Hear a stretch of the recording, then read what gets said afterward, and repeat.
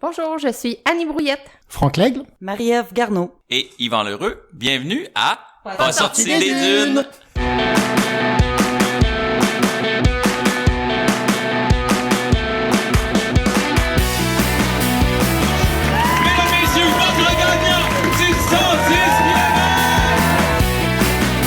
Si tu commences à te sentir bien en courant un ultramarathon, fais-toi-en pas, ça va passer. Grand champion du 125 km! Oh, que j'avais hâte de vous parler du petit nouveau de NAC, les mélanges pour boissons Ultra Énergie, des nouveaux drink mix spécifiquement développés pour les athlètes d'endurance qui viennent en deux saveurs, melon d'eau et lime. Tu pognes ton sachet, tu le mélanges dans 500 ml d'eau et paf! 650 mg d'électrolytes, 8 g de protéines, 1300 mg de BCAA, 55 g de glucides et 250 calories. Puis au-delà des chiffres, maudit que ça goûte bon. Pour l'essayer, ça se passe sur le nacbar.com puis je t'offre 15% de rabais avec le code promo pas sorti du bois, PASSORTIDUBOIS. Let's go, allez essayer ça puis je vous souhaite un bon épisode. Ouais, ben, on n'est pas sorti du bois, hein? Bonjour tout le monde, avant de commencer l'épisode pour vrai, j'ai un petit avertissement à vous faire. Comme vous le savez, à cet épisode, j'ai reçu 4 invités en même temps, donc en me comptant moi, ça fait 5 personnes enregistrées. Et là, après 2 ans de technique sonore autodidacte à regarder des tutoriels en ligne pour arriver à mes fins, je pense que j'ai atteint mon maximum. Vous allez voir, il y a un petit pop sonore qui a probablement été causé par un court-circuit du micro à force de bouger le micro entre mes invités. Je m'en excuse, c'est des choses qui arrivent. Même après 93 épisodes, j'apprends encore. Anyway, l'objectif de Pas sorti du bois, ça a jamais été une question de qualité exceptionnelle du son. J'ai enregistré autour du feu, sur le bord de la mer, en plein milieu d'une course. Par contre, l'objectif a toujours été de rencontrer des humains exceptionnels, puis ça, aujourd'hui, j'ai la chance de vous en présenter 4. Ils reviennent tout juste du Marathon des Sables, puis ils ont beaucoup de choses à dire. Donc, fermez les yeux, imaginez le souffle chaud et sec du vent du désert du Sahara qui envoie du sable dans votre face, puis laissez-vous porter par mes 4 invités. Bon épisode.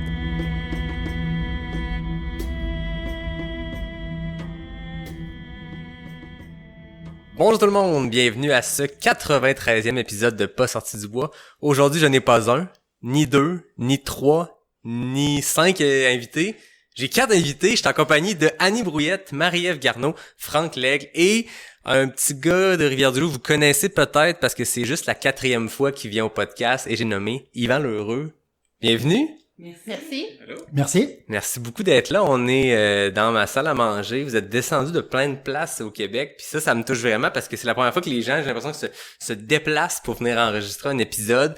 C'est vraiment trippant. Classique projet où Yvan Lheureux est impliqué puis crée une espèce de moment où il y a un rassemblement qui se fait. Je pense que Yvan est un bon fournisseur de colle pour faire prendre la colle dans les groupes. C'était moi, le fournisseur Et de colle. je trouve ça vraiment trippant. J'ai hâte de parler du Marathon des Sables avec vous, mais avant de parler du Marathon des Sables, du MDS, on va parler de bière.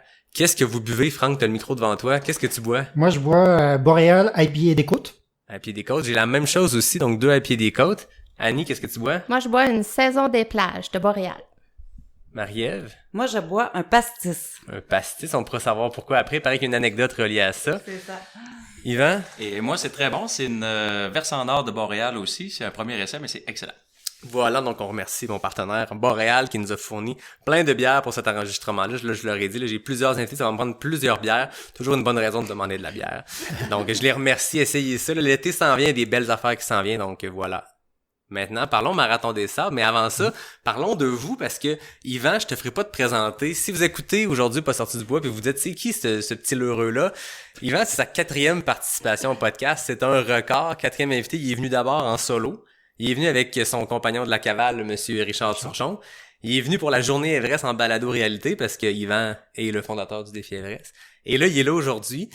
Vous savez, ceux qui écoutent Tout le monde en parle, il y a des cartes chouchou. Aujourd'hui, je vais remettre la toute première carte chouchou, mon invité chouchou, à Yvan Lheureux.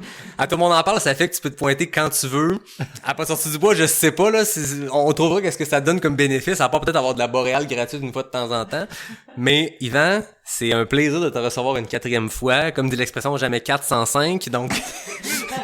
Donc, je te remets aujourd'hui, puis par la magie du podcast, personne va voir que j'ai pas de carte dans les mains, mais je te remets une carte chouchou, pas sortie du bois, la toute première, elle t'appartient. C'est marqué le fou du bois à l'envers. Ben, cheers à vous autres, merci d'être là. Merci. Santé. Donc, là, c'est le temps de vous présenter. Parce que vous savez, les gens vous connaissent pas nécessairement, puis je pense qu'avant qu'on entre dans le vif du sujet du Marathon des Sables, de vos anecdotes, de ce qui s'est passé au Maroc, j'aimerais ça qu'ils vous connaissent. Donc, Franck, encore une fois, tu as le micro devant toi. Veux-tu casser la glace? Je vais la casser. Donc, Franck Laigle, moi, je suis dans le domaine de la course depuis fin 2015. Donc, pas depuis si longtemps que ça. Progression relativement simple, 10 kilos, 21 marathons, sur à peu près 4 ans. Passé en ultra en 2020, 65 UTHC. J'ai fait une backyard, en fait, en même temps que toi, sur le 24 heures tremblant en décembre. OK. En décembre 2020, où j'avais tenu 16 ou 17 tours, je sais plus, Très fort. pour 107 km. Donc là, j'avais brisé la barrière du 80, brisé la barrière du 100, fait un 100 officiel en juin 2021 en France, fait le demi-marathon des sables en septembre 2021, marathon des sables 2022. Wow, c'est une progression assez rapide, extrême, parce que 2020, premier ultra, 2022, début d'année en plus, le Marathon des Sables, qui est une épreuve d'ultra distance. Alex Noblat hésitait à dire si c'était un ultra. Il y a un ultra, il y a une épreuve de plus de 42, puis quand tu combines tout ça, c'est 6 énormes journées. Donc, félicitations, c'est une progression extrêmement impressionnante. Annie, de ton côté, parle-nous de toi. Ben moi, je suis une coureuse ordinaire. Avant le Marathon des Sables, j'avais jamais fait de grande distance. Ça fait 8 ans que je cours, principalement sur la route. Et puis, j'ai rêvé longtemps au Marathon des Sables, donc je me suis inscrite et je l'ai fait. Premier ultra. Ma plus longue distance avant ça, ça avait été un marathon. Wow! Fait que t'as cassé la glace, Oui. ton premier ultra, après avoir enchaîné 3 marathons. D'abord, les 3 journées précédentes. Oui. Ensuite, la fameuse épreuve de 80 quelques kilomètres. Oui, 86. Par contre, ce que je pourrais dire, c'est que j'avais décidé de faire le Marathon des Sables dans le bonheur et avec le sourire. Donc, j'avais pris la décision de le faire en marchant. Donc, moi, le Marathon des Sables, je l'ai fait de A à Z en marchant pour être, c'est ça, souriante de jusqu'à la fin. Ça a presque réussi. Presque réussi. Ça a presque réussi. J'ai hâte de savoir pourquoi il y a un presque là-dedans. Ouais, c'est ça. Ben, félicitations. Merci. C'est encore là extrêmement impressionnant. Merci. Marie-Ève, de ton côté? Oui, moi en fait, je cours, ça fait 9 ans. Puis dans le fond, j'ai commencé à courir parce que j'ai arrêté de fumer. Ça va faire 10 ans que j'ai arrêté de fumer. Puis fait que les premiers 6 mois étaient très difficiles. Puis quand le printemps est arrivé, je voyais tous les fumeurs sortir de leur tanière. Puis je me suis dit, OK, faut que je me trouve une activité qui me fera pas recommencer à fumer. Alors j'ai commencé à courir. Puis je me suis inscrite à mon premier demi-marathon cette année-là. Puis c'est comme ça que j'ai eu la piqûre. Puis je me suis mis à m'entraîner à fond. Fait que moi, je suis vraiment une coureuse de route, surtout. Moi, un peu moins de trail, mais j'ai fait beaucoup des demi-marathons, des marathons. Puis après ça, j'ai décidé de me lancer dans l'ultra. J'ai fait le 80 km de l'UTHC. J'ai fait un 101 km que j'ai créé moi-même ma course à Bromont.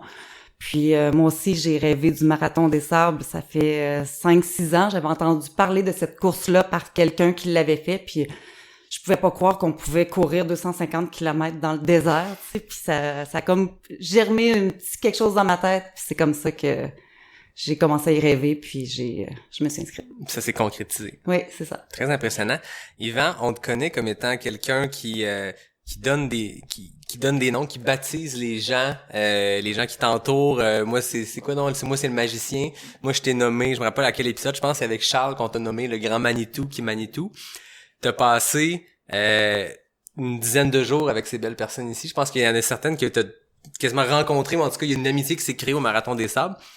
Présente-nous-les dans tes mots, à toi. Parle-nous rapidement de ces 3 belles personnes-là. Comment toi, tu les décrirais? Seigneur. Ben, Annie, c'est la première personne que j'ai rencontrée. Annie, c'est la pureté puis la douceur. Écoute, c'est un petit enfant de bonheur. Je l'ai toujours appelé mon petit cœur en chocolat. Même ma copine l'appelle son petit cœur en chocolat quand elle l'écrit. Fait que tu sais, Annie, c'est du bonheur avec elle, là. C'est une soie, c'est de la gentillesse incarnée. Elle s'est occupée d'une partie de mon matériel. Elle a fait coudre et recoudre mes souliers, donc à Montréal, parce que j'avais pas de couturier pour faire les guêtres. Fait que voilà, ça a été le début d'une belle amitié, puis ça a toujours collé. Franck, on s'est mis à dire des niaiseries quand on s'est croisés devant la petite épicerie, puis ça a pas arrêté à partir de là. Fait qu'on a collé sur le départ et puis on a fini main dans la main la dernière journée. Je pense qu'on a peut-être été 15 ou 20 minutes pas ensemble, là, à peu près. À peu près. Fait qu'on a eu vraiment du plaisir, puis on a partagé un moment donné, je pense à la 4e, 5e journée, j'ai dit à Franck, j'ai dit, c'est quoi qu'il y a de plus beau entre nous? Et qu'il me dit non, avec son accent français, tu sais. Puis j'ai dit, c'est nos silences. Bah, il dit merci, hein? Non, c'est parce que on est capable de jaser durant 2-3 heures, puis juste aller chercher la ligne de dune où ce qu'il faut marcher. Courir puis sans avoir à parler. Fait que ça tu veux dire on est capable de parler pendant 2-3 heures et de se faire la gueule pendant 2-3 heures plus parler. Ben c'est ça, fait que on a eu des beaux échanges, on a eu des beaux silences qui étaient très pleins des paysages qui étaient là-bas, on en parlait tout ça, fait que relation d'amitié incroyable avec Franck.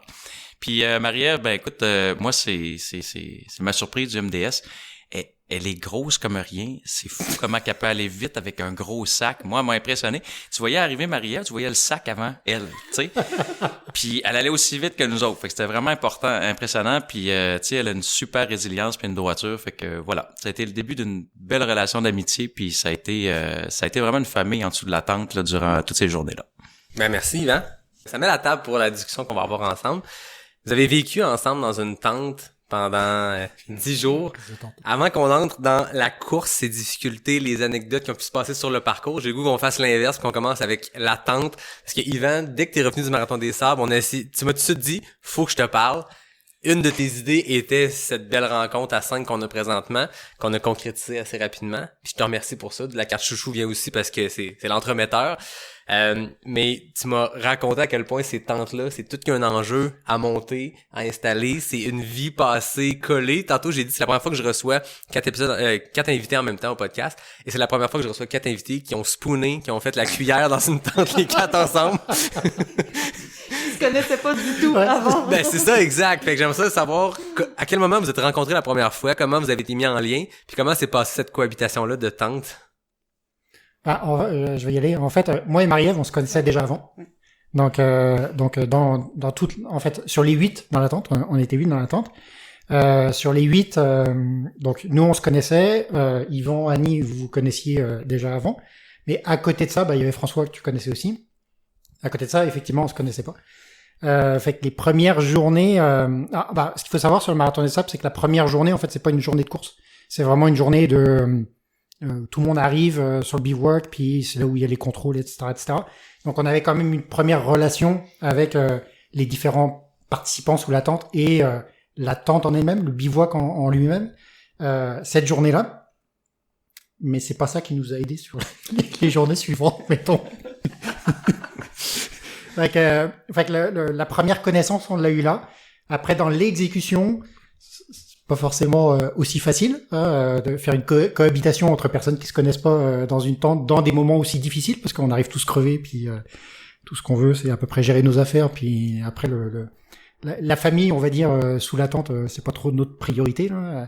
Donc au début, ça a été un petit peu tendu sous cet aspect-là, mais je pense qu'on a quand même réussi très très rapidement à avoir une fusion, une cohésion, pour que finalement tout le monde s'entraide, puis qu'effectivement on termine en cuillère. Est-ce qu'il y a une logistique qui s'est créée, quand une tradition de le premier qui arrive commence à monter la tente, puis chacun a des tâches? Est-ce que c'est ça qui s'est créé quand vous parlez de cette espèce de cohésion qui s'est créée, puis cette organisation-là? Ben, moi, j'étais un peu tannant, là, c'était nouveau, puis je vais beaucoup laisser le crachoir aux amis. Moi, j'ai déjà assez parlé sur d'autres podcasts, mais c'est important parce que quand tu arrives sur des courses d'ultra où est-ce que tu es en autonomie, ta priorité, c'est la sécurité. Fait que moi, j'étais un peu militaire, là, j'ai briefé la gang en disant, quand on arrive, c'est la tente, les tapis, on s'occupe de faire la gestion générale, puis après ça, on fait notre gestion personnelle. Mais pour moi, c'était vraiment important de faire le setup, de s'assurer qu'on était confortable, qu'on était sécuritaire, puis après ça, tu sais, on mangeait, puis on faisait les trucs. Fait que moi, j'ai abordé ça dans cet ordre-là, mais ça n'a pas été la priorité de tout le monde dans le même ordre. Mais à un moment donné, les gens sont tous mis au diapason, là, on pourra t'en jaser, puis tout le monde a travaillé de concert pour que ça aille bien, là. Parce qu'en fait, c'est ce qui est difficile, c'est que personne n'arrive en même temps. Fait que c'est sûr que les premiers, puis souvent, la majorité des étapes, c'est vraiment Yvan puis Franck qui arrivaient en premier. Fait que tu sais, c'est comme eux autres qui commençaient le plus gros du travail, puis d'enlever les roches, d'essayer de placer la tente, puis En fait, moi, en m'inscrivant au Marathon des Sables, je m'attendais pas à ce que ça soit autant de logistique, après la course. On se focus vraiment sur l'entraînement, c'est ça qui va être difficile, mais il y a toute la préparation du après quand on arrive. Tu as fini de courir un 38 km dans une tempête de sable, t'aimerais ça pouvoir t'installer, relaxer, puis soigner tes ampoules. Puis là, quand t'arrives, il y a pas de temps. Oui, c'est ça. Parce que la tente est au vent. Mais ça m'a surpris cette affaire-là parce que je savais que c'était une course par étapes, je savais que tout le monde dormait sur un campement, puis il y a des photos aériennes de ce campement-là, puis c'est assez exceptionnel, les petites tentes en lignée. Moi, je pensais que comme ce que Arikana prépare pour le Trans-Charlevoix, qu'il y a un peu une prise en charge où t'arrives, tu viens de faire ta grosse sortie, ta grosse journée, t'arrives, puis tu peux bénéficier des installations qui sont prêtes, mais j'ai su que c'était pas ça. Ben, il y en a une prise en charge, en fait, sauf qu'il faut être patient parce que quand il y a une tempête de sable, ben là, s'il y a 125 tentes qui volent en même temps, ben, puis qu'il y a juste 10 personnes pour les remonter, donc là, faut tout le temps revoir ses attentes. Moi, j'arrivais toujours la dernière ou presque, donc moi, l'attente était toujours belle. Oui, mais toi, c'était une entente. Je t'avais dit que ta place serait toujours prête quand tu arriverais. En fait, c'est ça ce que dit Annie, effectivement. Donc, il y a toujours une dizaine ou une quinzaine de berbères sur le bivouac du Meilleur Général. Après, très rapidement, ça a pris 3-4 jours. Avec Yvan, on a réussi à pas mal comprendre comment est-ce que la tente fonctionnait.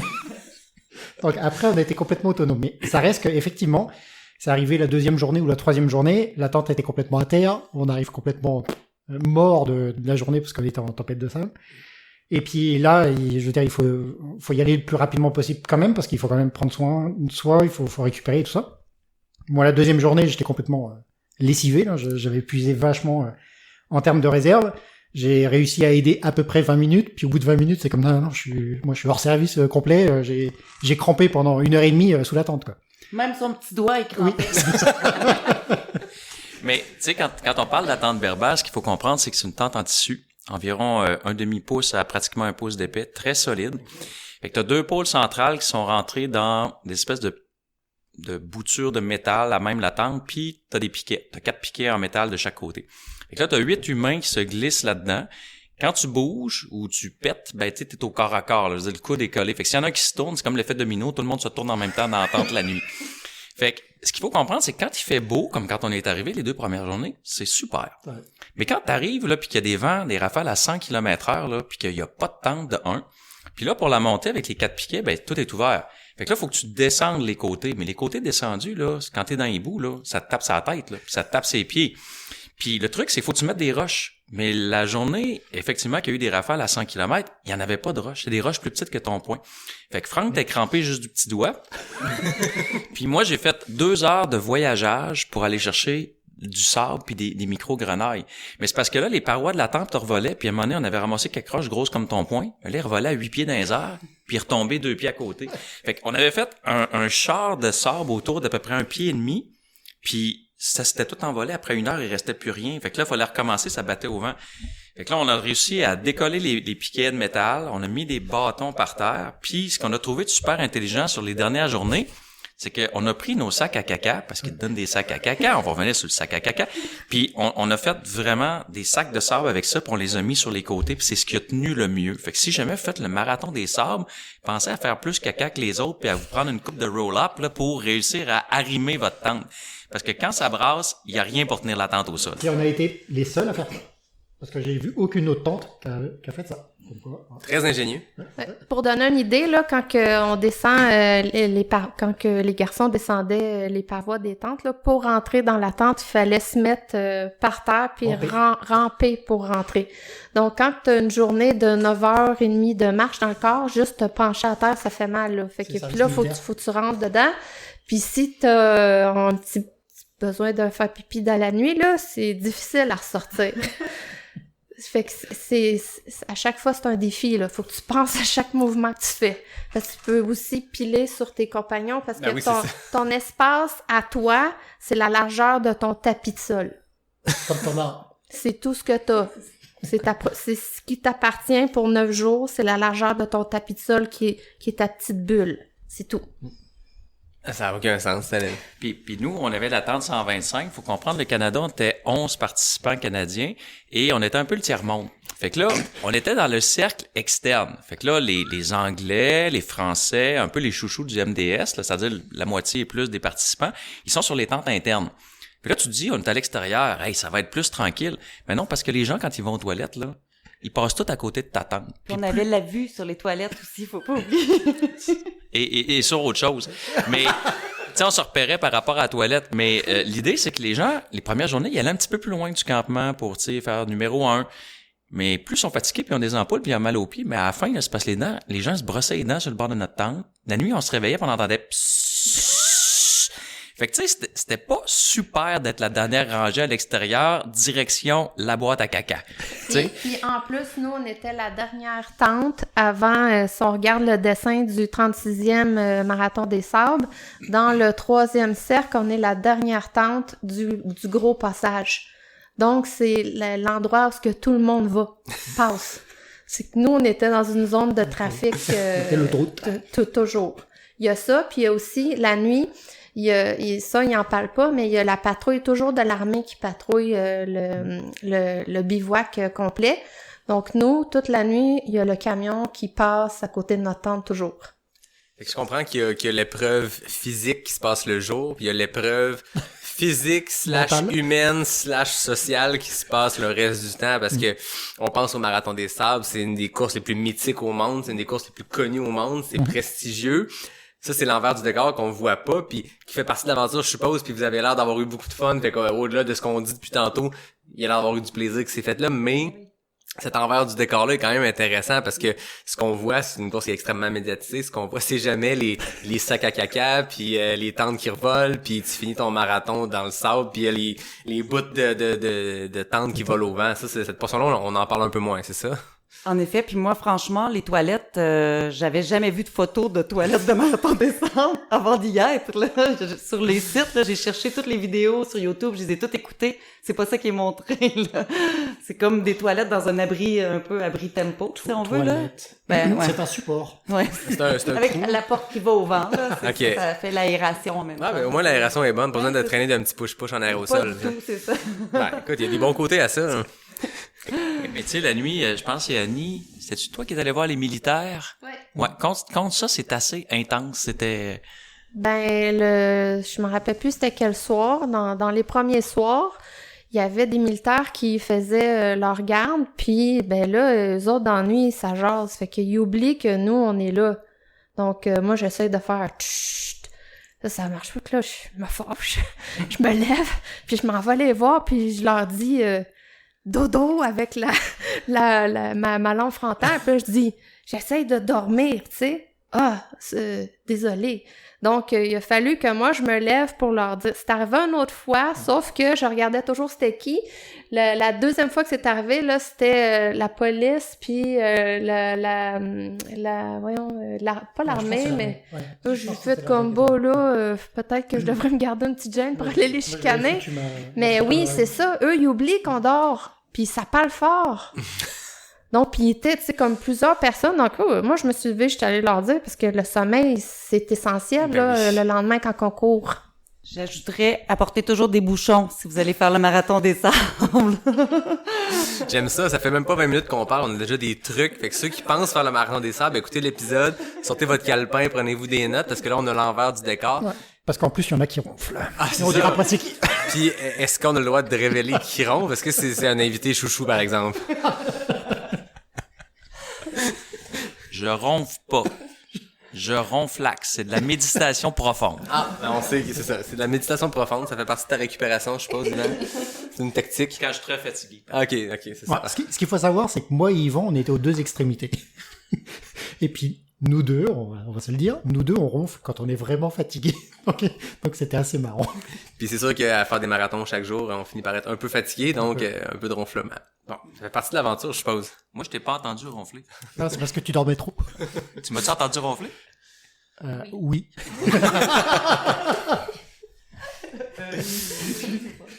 Parlons de la course elle-même, parce qu'il y a cet aspect-là aussi, au-delà des tentes et des toilettes. Il y a la course. Qu'est-ce qui vous attirait dans cette course-là? Parce que on connaît le Marathon des Sables. Dès que tu te mets à t'intéresser à la course en général, la course à pied, il y a Boston quand tu penses au marathon. Il y a l'UTMB quand tu penses à la trail. Puis, entre les deux, quelque part là-dedans, je sais pas si c'est un point milieu ou quelque chose, il y a le Marathon des Sables, et cette course mythique-là, qu'on voit des images de ça. Avant même que je cours, je savais que ça existait. Il y a un attrait, il y a quelque chose qui est intéressant là-dedans. Vous, c'est à quel moment que vous vous êtes dit, faut que je fasse cette course-là? Ça me tente pour X raisons. En fait, moi, c'est vraiment que c'est quand j'en ai parlé un peu au début, ça fait 5-6 ans qu'il y a une personne qui m'en avait parlé, puis je trouvais tellement que 250 km dans le désert, je trouvais tellement ça énorme que c'est quelque chose qui m'attirait, parce que je trouvais que ça se pouvait comme pas. C'est un peu ça qui m'attirait, puis j'avoue que le désert, ça m'a toujours attiré, ça m'a toujours fasciné. Puis en plus, tu regardes les images, c'est magnifique, là, c'est vraiment... Fait que moi, c'est vraiment ça, là, j'allais vraiment rechercher pour moi, c'était un très grand dépassement de soi, côté physique. Puis j'allais aussi chercher, je trouve qu'avec la pandémie, moi, je suis quelqu'un d'assez solitaire dans la vie. Puis la pandémie a pas aidé ça pour des personnes comme moi. Puis j'allais aussi chercher la rencontre humaine, puis aller sortir de ma zone de confort, puis de reconnecter avec l'humain, que je trouvais que j'avais perdu beaucoup plus depuis 2 ans. Puis je trouvais qu'une course comme ça, c'était parfait. Puis c'est ça que ça a fait aussi, tu sais, ça nous a créé une belle chimie, des belles rencontres. Puis c'est autant enrichissant ça que la course elle-même. Mais moi, c'est vraiment ça, là. Je trouve que c'est quelque chose de mythique. Puis c'est un peu ça qui publicise. Puis c'est ça qui est attirant. Puis moi, franchement, le désert, j'adore. Puis j'étais allée au Chili dans le désert pour faire une course. Puis j'avais adoré. Moi, là, avoir de la poussière, là. Ma deuxième étape, c'était la plus belle, qui était dans la tempête de sable. Puis je suis arrivée la première à la tente, avant les gars. Oh! Puis, moi, j'étais en pleine tempête de sable. Je mangeais mon bœuf séché, puis ça allait bien. Puis j'étais contente, mais je me suis brûlée pour le lendemain. Mais c'est ça, pour moi, c'est ça. C'est vraiment ces raisons-là. C'est la personne représentative du rêve marketing du Marathon des Sables. J'ai vu passer ça sur mon réseau social, puis j'ai eu un coup de foudre pour cette course-là parce que quand que je me suis inscrite, j'étais pas qualifiée du tout pour faire la course. Donc un coup que j'ai pesé sur le piton, ben là je me suis engagée à le faire. Donc moi je me suis inscrite pour la course de 2021. La première journée que les inscriptions ont ouvert, je pense que c'est la fin 2019 ou début 2020. Donc, le jour 1, quand ça l'a ouvert, moi, je me suis inscrite, puis ben c'est sûr qu'avant, là, j'ai beaucoup rêvé des images, puis j'ai fait quelques petites recherches là, pour savoir est-ce que j'ai les capacités de le faire, mais finalement, oui, tu sais, on a tendance à se sous-estimer, mais moi, j'ai vraiment, c'était les images qui a fait que je me suis inscrite à cette course-là. Franck? Moi, à la base, c'est à cause d'une histoire d'amour. Oh! Fait que c'est effectivement ma blonde de ce moment-là qui m'a mis une graine dans la tête et elle a germé. Fait que c'est comme ça que c'est arrivé. Après, j'avais une certaine expérience des déserts. J'étais allé en Jordanie, Chili aussi.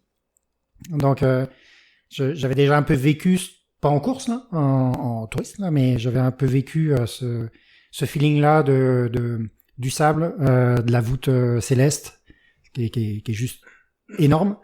Et mais bon, d'un point de vue course, j'avais fait le HMDS, mais ça c'était dans la perspective de préparation au MDS. Mais le MDS, c'est comme ça qu'il est arrivé. Monsieur Lheureux? Tu peux peut-être expliquer, Franck, c'est quoi le HMDS pour les gens qui savent pas c'est quoi, parce qu'on en parle, puis c'est quand même important de faire la différence, puis peut-être de comprendre qu'est-ce qui est un puis qu'est-ce qui est l'autre. Ouais. Fait que demi-marathon des sables, Alpha MDS. Donc c'est vraiment le demi là. Donc c'est 125 km sur 3 étapes, 4 jours. C'est 2 organisations différentes entre le MDS et le HMDS, mais c'est exactement le même principe.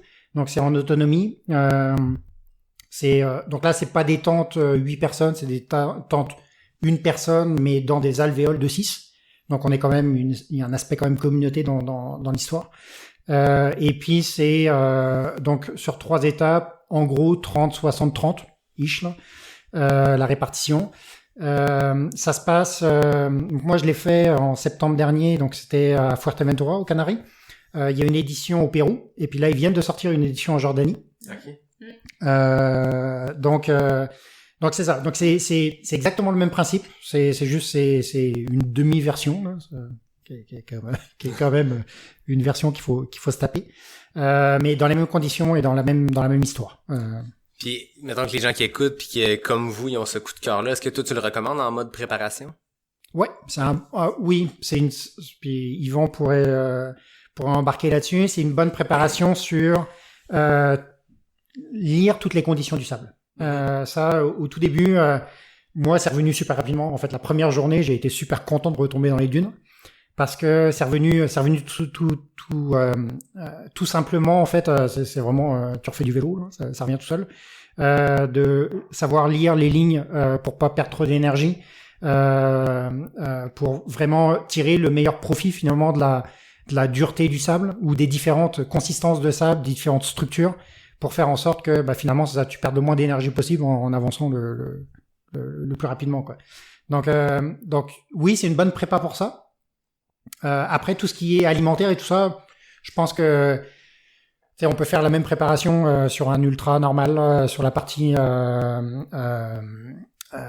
lyophilisé, etc., ou en randonnée d'une manière générale. Je pense que cet aspect-là est pas forcément spécifique au HMDS ou au MDS d'une manière générale, mais vraiment la partie de on dit beaucoup que ici on est un peu chanceux parce que on peut s'entraîner dans la neige. Le MDS est en avril, on peut s'entraîner dans la neige, un peu des conditions un peu similaires. Non, c'est pas similaire du tout. Non. Donc, avoir une expérience dans le sable, c'est intéressant, sous cet aspect-là. Toi, Yvan?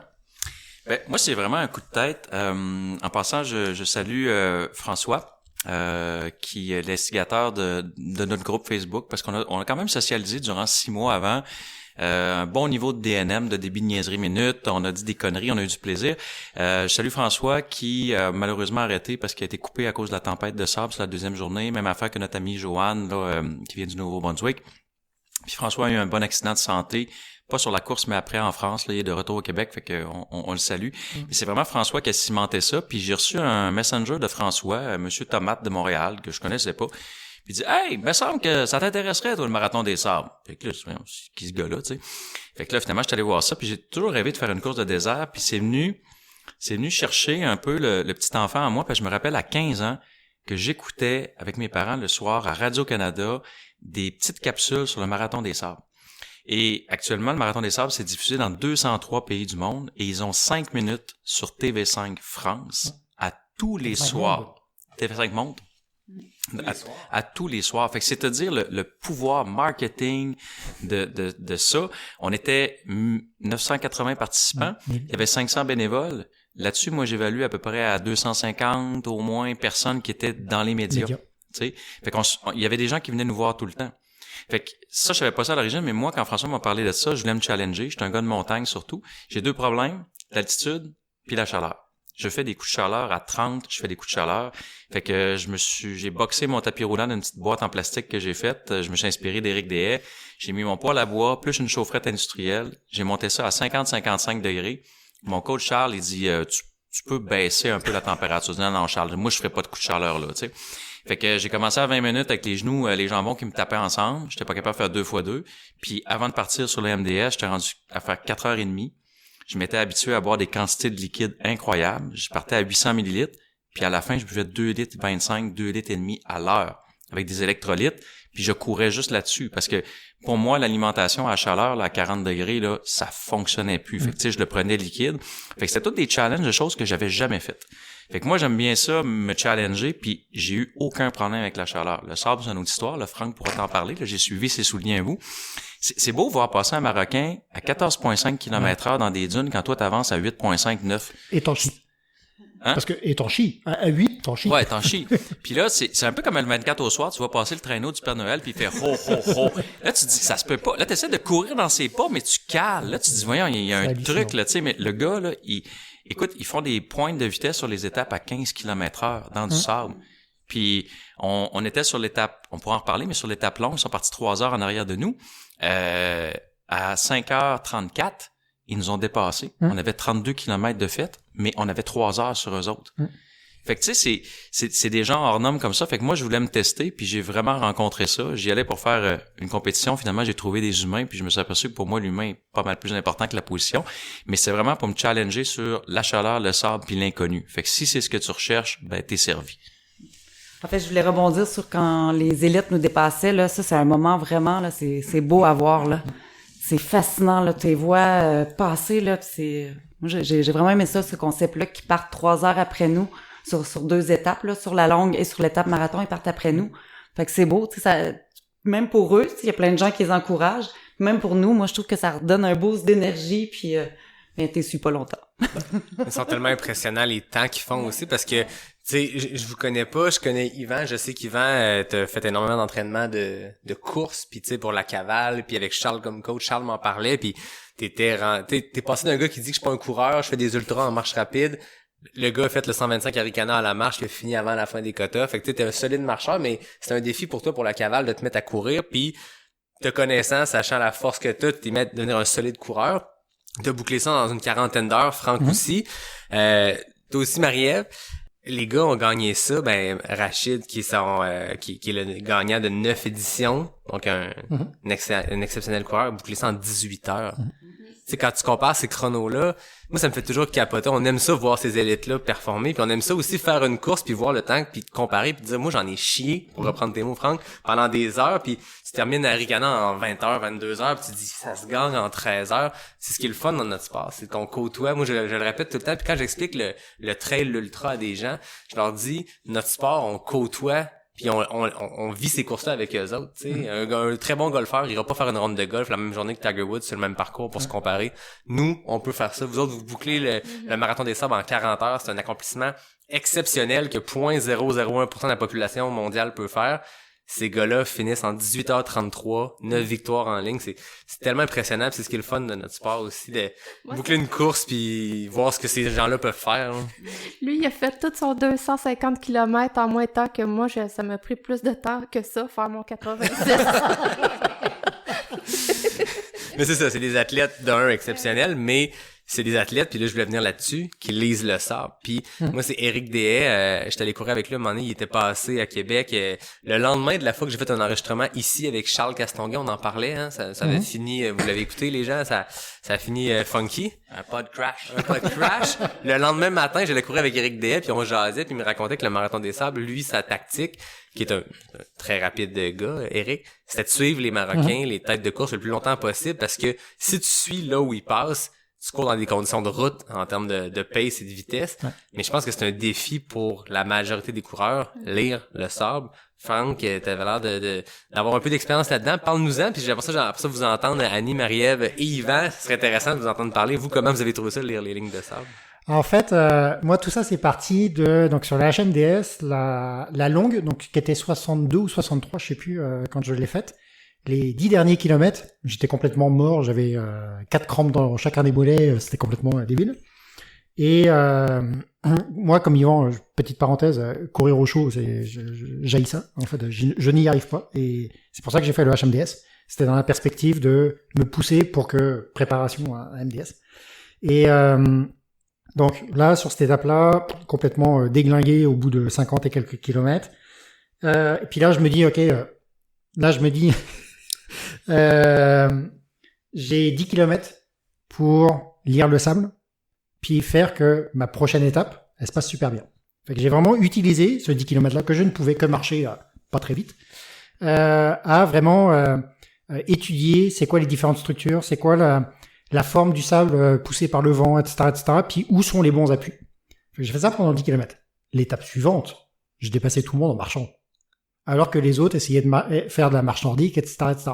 Donc, c'est vraiment comme ça que je suis parti. Et une des clés, c'est contrairement à en trail ou en route, on essaie toujours de tirer le plus droit possible ou le plus direct possible entre deux points, etc., etc. Là, en sable, faut vraiment pas faire ça, quoi. Faut vraiment étudier la meilleure ligne et puis pas hésiter à vraiment à être bourré, quoi. À vraiment tirer à gauche et à droite. Comme... Tu suis la trace, pis ça a l'air d'un gars chaud qui rentre du bord en titubant, là. OK. J'ai déviergé une dune. Je pense qu'on peut le dire. Franck était très fier parce que, tu sais, il y avait le troupeau, là, comme un troupeau de moutons qui passait, fait que t'avais piloté 800 pas au centre, mais Franck, sa fierté, c'était d'aller dévierger les dunes à gauche et à droite. Fait que je l'ai fait, ça s'est super bien passé. Honnêtement, j'ai dépassé du monde en le faisant. C'était super simple. Mais ça, puis dans la dernière ou avant-dernière étape, je sais plus, à un moment donné, on prenait vraiment des crêtes de dune, qui étaient complètement vierges, et en plus, c'est super bien parce que t'es le premier à passer là et tout. Donc, c'est super beau. T'es pas dans les pas de tout le monde. T'es sur un sol qui est quand même super sympa. Là. Je veux pas dire que tu t'enfonces pas, parce que tu t'enfonces quand même un peu. Après, ça dépend un peu de tes palettes. Là. Moi, j'étais avec des speed goats que tu connais très bien. Oui. Avec une pointure supplémentaire. Donc en plus, c'était des palmes. Donc c'est bien. Tu t'enfonces un peu moins. Le speed goat en wide, c'est une bonne raquette. Là. C'est ça aide bien. Donc moi, j'étais en plus avec ça. Mais oui, en fait, il faut prendre le temps de vraiment lire, puis vraiment sortir des sentiers battus, hein, parce que quand ça a été défoncé par 500 personnes devant toi, c'est sûr que tu vas t'enfoncer, quoi. Marie-Ève, comment ça a été de ton côté la lecture des lignes? En fait, moi, je suis vraiment à l'opposé de Franck. Ça, c'est un peu comme mon sac à dos. Tu sais, moi, je vais courir, je mets mon sac, je l'installe pas, je suis partie, là. Je suis un peu comme ça pour la lecture. Bonne anecdote, ça. Oui, c'est ça. Puis, dans le fond, j'ai pas vraiment lu le sable. Ce que je faisais, c'est que là, quand je commençais à enfoncer, je regardais ceux en avant de moi. Puis là, si ça allait un peu à droite ou un peu à gauche, puis là, j'allais voir à droite si c'était bien, ou sinon j'allais voir à gauche si c'était bien. Fait que j'essayais un peu de copier les gens en avant de moi. Mais c'est vrai que j'ai comme pas, je me suis pas trop attardée à essayer de comprendre ou la lecture, mais moi, vous dites que la neige a pas aidé. Moi, j'ai pas de tapis roulant chez moi. Fait que je me suis entraînée. On a eu un hiver assez débile mental cette année. Donc, j'ai couru tout l'hiver dehors. Puis à Montréal aussi, il y en a eu de la neige, puis il y en a eu de la slush, puis il y en a eu... Fait que pour moi, je trouve que ça a été vraiment une belle pratique parce que musculairement, tu sais, c'est ça. Puis le sable, quand t'enfonces, je trouve que c'est ça aussi. Fait que moi, ça m'a pas tant dérangé. J'ai pas senti que ça m'épuisait. Fait que, mais c'est vrai que la lecture, j'aurais pu être plus efficace puis m'y attarder, mais je l'ai pas fait. On a eu un hiver qui avait beaucoup de ce que Jeff Tapp du Gaspésia appelle de la litière à chat. Tu sais, quand le pied part un peu de tout bord de côté, c'est une sorte de neige il y a des hivers où on en a beaucoup moins, c'est super tapé, c'est super froid. Il y a beaucoup de matins où on avait ça, puis tant mieux, ça peut aider. Je me rappelle d'hiver que tu me contais, maintenant on s'était parlé, tu me disais, Charles, il m'envoie faire demain, c'était le lendemain qu'on faisait notre journée Everest, qu'il fallait que tu fasses en 1h30, 2h dans litière à chat. Fait que tu trouves une place où il y avait de la neige un peu molle, puis t'apprends à courir quand ça part tout bord de côté. Peut-être que la texture est pas la même, ça demeure que c'est pas de l'asphalte, c'est pas de la trail, c'est de courir quand le pied s'enfonce part tout bord de côté. Oui, puis je préfère bien plus dans le sable parce que l'hiver, t'as froid aux pieds, t'es mouillé, c'est dégueulasse. Puis moi, les gars, ils aiment pas courir à la chaleur. Moi, j'adore courir à la chaleur. Moi, je peux courir un marathon à 30 degrés puis ça me dérange pas du tout. Fait que moi, c'est des aspects qui me dérangent pas. Je pense que c'est pour ça que je choisissais le désert. Puis j'étais même inquiète au début des nuits. J'avais peur d'avoir froid. Ouais. Je me suis pris un manteau de doudoune parce que j'avais peur puis il a fait froid aussi. La première nuit, on a eu froid, là. Mais c'est ça. Fait que... Toi, Annie, la lecture du sable, comment ça s'est passé? Ben moi, en fait, je me rappelle pas trop de ma course, à vrai dire, parce que j'ai été... presque toute ma course, je l'ai faite seule, moi. Puis j'ai été beaucoup à l'intérieur de moi-même, donc il y a plusieurs pans de la course que j'ai totalement oubliés, parce que j'étais dans un esprit, je vais dire, de méditation. Par contre, il y a la première journée, j'avais parlé à quelques personnes, dont Samir, qui avait déjà fait la course une fois, puis il m'a donné des petits trucs pour monter sur les dunes. Puis il disait de passer à des endroits où personne n'avait passé, puis où est-ce qu'il y avait des rayures, c'était un petit peu plus dur. J'ai essayé cette technique-là, puis ben moi, ça m'a pas convenu. Je me rappelle qu'une journée, entre autres, je crois que c'est dans la tempête de sable, on avait des grosses dunes à monter, il me semble, c'est la deuxième ou troisième journée. Puis mon truc, ça a été de me coller à un participant, puis de monter dans ses pas.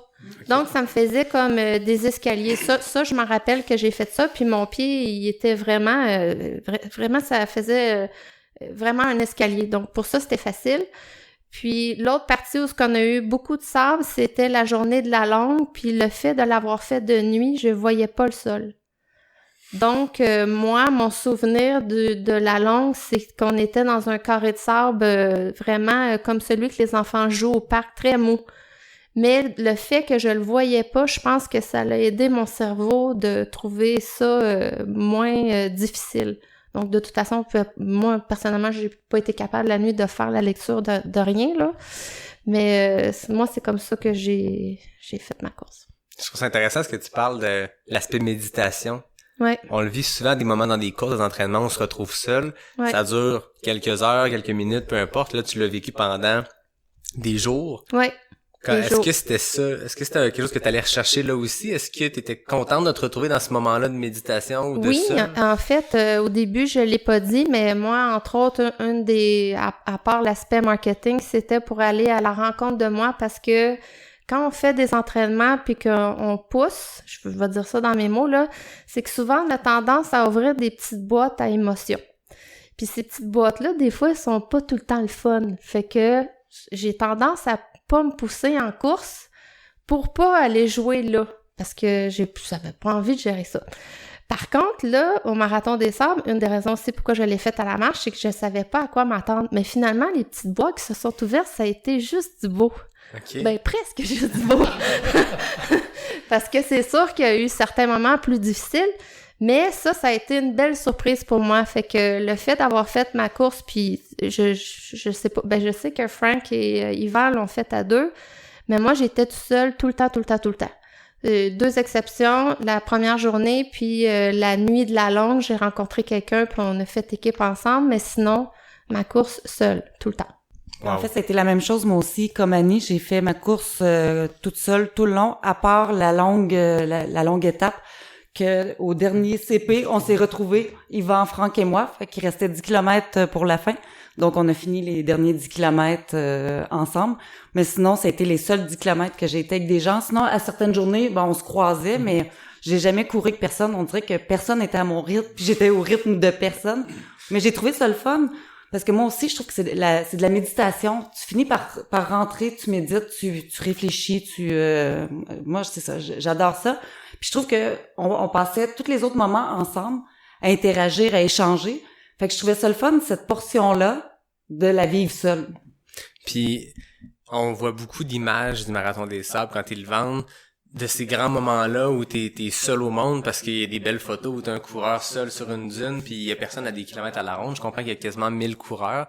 Quand on est seul dans ces moments-là, est-ce que le pack réussit à s'extensionner, pas s'extensionner, mais à se séparer, à se diviser pour se sentir justement comme ça seul au monde? Totalement. Dans mon cas, en tout cas, j'étais pas mal tout le temps seule. Moi, j'étais plus en fin de ligne de course. Donc, moi, souvent, sauf quand on montait les djebels ou les dessus de crête, là, je rattrapais beaucoup de monde. Mais sinon, sur les plats, je regarde en avant, je regarde en arrière, je vois du monde, mais très loin en arrière de moi. Puis, les photos de course que j'ai eu accès démontrent ça. Fait que oui, moi, je l'ai vécu, ça. Il y a quelque chose de spécial dans le fait de se retrouver un peu seul au monde. Des fois, on le voit en entraînement, puis je suppose que pour s'entraîner, vous faites des longues sorties, puis tu sais, des fois, un 30 kilos, 40 kilos, tu te ramasses vraiment loin de toute la civilisation, puis il y a de quoi de le fun là-dedans, mais t'es quand même dans quelque chose que tu connais, t'es dans de la forêt, une région que tu connais, là, de se retrouver en plein milieu du désert, au Maroc, ça doit être un dépaysement exceptionnel, là. Ouais, puis moi, j'ai trouvé ça super marquant, parce qu'on parle beaucoup de la longue étape, c'est vrai qu'elle est très marquante. Moi, c'est le moment, moi, je suis arrivée, je pense, je me souviens plus, là, 350 ou quelque chose comme ça sur les 900, fait que moi, je l'ai moins vécu d'être seule, mais d'être seule, de pas voir de gens, mais où je l'ai vécu, c'est la nuit, dans la longue étape, que il y a des moments, moi, j'étais vraiment... Le plus long que j'avais couru en heure, c'était 12 heures, puis je l'ai fini, il était au 17 heures, au-dessus de 17 heures. Puis ça m'est arrivé souvent de pas voir les lumières en arrière ni en avant. Je suis toute seule. Puis en fait, pour suivre son chemin, c'est des petites roches, un peu de rose dessus, puis des bâtons, mais des bâtons à peu près aux 500 mètres. Mais tu les vois pas, les bâtons. Fait que mais là, je me suis sentie vraiment seule, mais tu sais, t'es tellement dedans. Moi, j'étais tellement, tu sais, j'étais juste focus parce que j'avais vraiment pas envie de me perdre dans le désert, là. C'était surtout ça. Mais j'ai aimé ça. Puis c'est ça, j'ai trouvé ça spécial. Peut-être, tu disais Djebel tantôt, parce que, tu sais, on pense le Marathon des Sables qu'on court sur des dunes durant 250 km. Un 60-70% de la course, c'est de la caillasse, là. C'est de la grosse roche. parfois tranchantes, parfois dures. Fait que t'as l'impression de courir sur du béton mal fini, là, pas égal, avec un paquet de roches grosses comme ton poing à toutes les 6 à 12 à 30 cm, il y a une roche. Fait que peut-être expliquer un petit peu les termes que vous avez utilisés. C'est quoi un djebel? C'est quoi que vous avez vu? C'est quoi les paysages? Tout ça. Parce que là, les gens, ils ont comme l'impression que c'est de la dune à perte de vue, mais c'est vraiment pas ça. Un djebel, c'est une montagne du désert, sauf que nous, en tout cas ici au Québec, une montagne pour nous, c'est avec de la terre, des herbes, des roches, des racines. Là-bas, c'est un amont de roches avec du sable. Puis ça fait que ça, c'est un djebel. Puis il y en a qui sont quand même assez gros, puis là, on monte sur des crêtes, donc c'est quand même assez long. Il y en a des hauts, il y en a des moins hauts, puis c'est très technique. Le djebel, moi, j'ai trouvé certaines places, ça prenait des cordes d'escalade, puis même de l'escalade avec les mains. Puis à un moment donné, je me suis dit, ouais, si je tombe, je meurs. Fait qu'on va s'arranger pour pas tomber. Il y a eu des moments donnés que c'était vraiment dangereux, puis aussi en haut des crêtes avec le vent, c'est extrêmement dangereux. Donc ça, c'est un djebel. Ouais, pour le vent, donc jour 2 et 3 dans notre cas, c'est là où on a eu vraiment une tempête. Alors, ils appellent pas ça une tempête de sable, ils appellent ça une tempête de vent. Moi, personnellement, j'ai vécu ça comme une tempête de sable. Quand ça te fouette autant le visage, c'est une tempête de sable. Mais effectivement, jour 3, je pense qu'on avait vraiment un grand passage de crête. Puis il ventait encore à 80-100 km/h, là. Et honnêtement, tu te faisais déporter en haut. Donc probablement que toi, tu t'es bien fait déporter. Toi, si t'avais pas eu de ça, à mon avis, tu serais tombé. mais après, donc il y a beaucoup de passages de plateau, surtout dans les premières étapes. Puis là, passage de plateau, tu peux être 7-8 km, c'est une ligne droite. Mentalement, c'est très difficile parce que tu sais que tu t'en vas dans cette direction-là, tu vois, je sais pas quoi, je veux pas dire un arbre parce qu'il y en a pas, mais tu vois un point de repère. Puis t'as l'impression que le point de repère, il est à 2 km, mais non, il est à 7. C'est longtemps, 7. Donc t'as ces passages-là, t'as effectivement les passages de dunes, là plus ou moins importants. Ça peut être de la petite dunette, ça fait très très mal aux jambes, parce que tu t'es toujours en montée-descente, c'est hallucinant. Ou vraiment des grosses dunes. Après, en termes de sol, effectivement, tu peux avoir, sur la longue, on a eu 20-25 km de plages dégueulasses. Vraiment. Ah ouais, non mais littéralement, où c'est super fuyant pendant 25 km, tu perds de l'énergie, c'est là où on s'est fait doubler par les élites, puis tu te demandes comment est-ce qu'il arrive à courir aussi rapidement sur un sol aussi dégueulasse. On a eu ça, où vraiment du sol beaucoup plus dur, mais comme dit Yvan, en fait c'est du sol beaucoup plus dur, un peu un lac salé, mais c'est pas droit du tout. Fait que t'es toujours en dévers. Peu importe c'est quoi ce que tu fais, en fait, tu vas toujours en déséquilibre. Donc il y a vraiment beaucoup de diversité. Les roches. Ouais, il y a un petit peu de cailloux. Ouais, hein. Beaucoup. Des fois, c'est pas un marathon des sables, c'est un marathon des cailloux. Hein. Il y a beaucoup des plateaux de gros cailloux. Moi, la première journée, presque en partant, j'ai levé les yeux au ciel pour regarder la beauté du paysage. Je me suis foulé la cheville. Donc là, je disais, OK, il faut toujours que j'aille le regard vers les pieds pour regarder parce que tu peux pas faire ton focus 2 mètres en avant. C'est trop de roches. Puis c'est comme de l'ardoise coupante. Ouais. Puis la texture du sable, on dirait que c'est comme de la cendre, mais de couleur sable. Donc le sable aussi prend différentes couleurs. Les dunettes, c'est un sable plus blond. Les dunes de Merguza, c'est vraiment orangé. Puis dans les chemins de gros cailloux, là, la caillasse, c'est plus brun ocre. Donc ça varie de couleur aussi. On voit beaucoup les images classiques quand ils font la promotion. Tu vas sur le site web, c'est beaucoup ces images-là de courses de dunes, ce qu'on se fait, tu dis, tu vas faire le marathon des sables, c'est ça l'image qu'on a en tête, mais j'ai vu beaucoup de photos passer, des photos que vous m'avez envoyées aussi, où on voit ça, cette caillasse-là, c'est complètement différent de ce à quoi on peut s'attendre dans ce qu'ils proposent, dans leur marketing aussi, de l'image un peu poétique de courir seul dans les grandes dunes de sable, là. Oui, puis moi, je pense que ça... On parle beaucoup aussi des ampoules aux pieds au Marathon des Sables, là. C'est vraiment de préparer ses pieds. Puis moi, en tout cas, de mon côté, je trouve que ça a été beaucoup plus tout ce sol-là, avec les roches et tout, qui cause des dommages que si tes guides sont bien installés, moi, j'en avais pas vraiment de sable dans mes souliers. Mais des ampoules, ça, j'en ai eu. Ouais. Puis des ongles noirs, j'en ai encore. Mais je pense que c'est beaucoup ça. C'est vrai que moi, c'était une grande surprise. Je pensais pas qu'il y aurait autant de roches. Puis Yvan nous l'avait souligné sur une photo quand on était dans notre groupe Facebook avant de s'y rendre, parce que j'hésitais, est-ce que je pars avec mes souliers de route ou je pars avec mes souliers de trail? Là, j'étais rendue à tout remettre en question avant de partir, là, c'était l'horreur.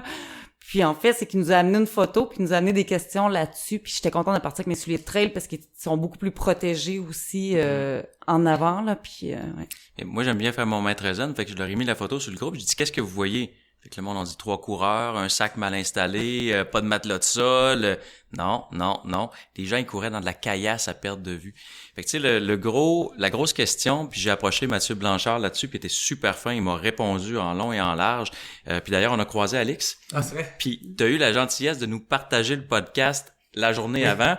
Fait que je t'ai écrit, je disais, hey, on prend l'avion, Yannick, on peut-tu avoir le podcast pour écouter Alix sur... Fait qu'en croisant Alix... Puis c'est drôle, on a jasé ergonomie de course parce que son pied droit se foutait de son pied gauche. Fait que en passant à côté, je savais même pas que c'était elle. Je passe à côté, puis je dis en riant, je dis, hey, ton pied droit, il se fout de ton pied gauche. Elle dit quoi, t'as remarqué ça? Puis là, on se met à jaser, finalement, Alix, Yvan, la blonde à Mathieu. Fait que là, puis on a fait des longs bouts avec elle parce que on était à peu près à la même vitesse tout le long du MDS. Mais ce qui est impressionnant, c'est vraiment la caillasse puis la diversité des paysages. On parlait des djebels tantôt, puis moi, je me suis fait surprendre. J'ai manqué de me péter la gueule.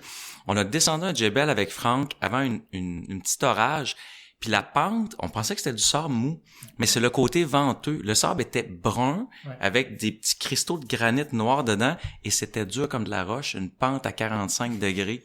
Mais tu pouvais pas te freiner, là. C'était comme courir sur du béton en descendant. Puis là, tu t'attends que ton pied va caler, puis tu vas amortir. Mais non. Ça a été 250 mètres de haut en bas, puis si tu tombais, c'était fini. Puis des fois, tu descends, tu mets le pied, mais il y a une roche en dessous du sable. Fait que là, tu butes le pied de vire. En arrivant en bas, il s'est mis à pleuvoir. Hey là, on a trouvé ça splendide. Mais là, du sable avec de la pluie, là, sur tes guêtres, là, ça fait de la boue. Fait que là, c'était un peu moins chic. Finalement, la pluie a arrêté, mais on a été graciés de 2 arcs-en-ciel fantastiques cette journée-là. C'est magnifique. Un arc-en-ciel dans le désert. Qui a vu ça, tu sais? Fait qu'on a eu un peu toutes les températures, du vent, du sable. Fait que tu goûtes vraiment à tout. Fait que, tu sais, pour ces gens-là, les gens qui veulent faire la course, c'est un dépaysement total pour nous, qu'on est dans des pays nordiques. On parlait de l'appréciation tantôt. Si je fais une petite note, moi, je suis plus course roots.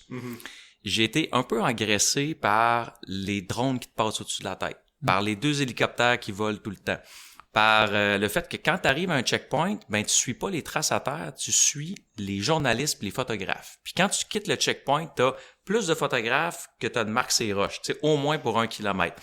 Fait que tu sais, c'est impressionnant l'envahissement de l'espace intérieur, moi j'ai trouvé. Mais pour que les gens profitent à l'extérieur, payent autant de photos, puis il y a autant de diffusion, ben tu comprends que 200 quelques journalistes et autres, ils sont là pour ça.